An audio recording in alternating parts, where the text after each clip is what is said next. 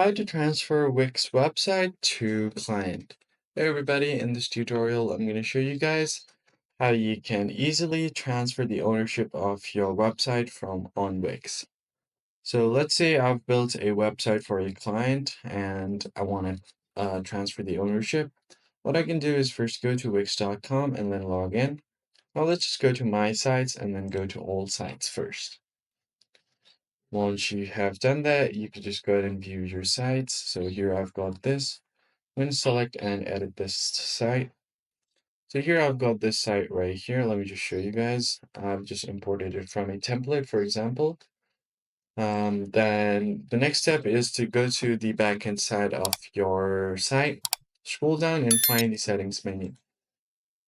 Once you get to settings, all you have to do is scroll down and then find the SEO settings, then your website settings right here. You're going to have to find something called roles and ownership.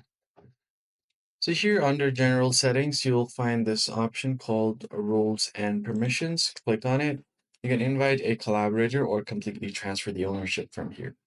Let's say, let's just click on manage roles. So here, this is the admin or coworker, website manager, and all of these roles. So let's just go ahead and click on invite collaborators. Write the name of email of the person. So let's just write it.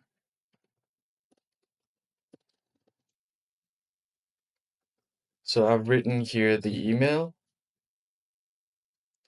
Click on add. Now just go ahead and click on admin or co-owner. Or if you want to completely transfer the ownership, you could do that as well. So you can create a custom role if you want. Now just click on send invite. And if they accept the invitation, you could choose a reason. So if it's a client, friend, or family member, do that. Tap on done. Once they accept the invite, you should be able to manage roles. That's pretty much it, guys. I hope this tutorial was helpful. I'll catch you guys on the next one.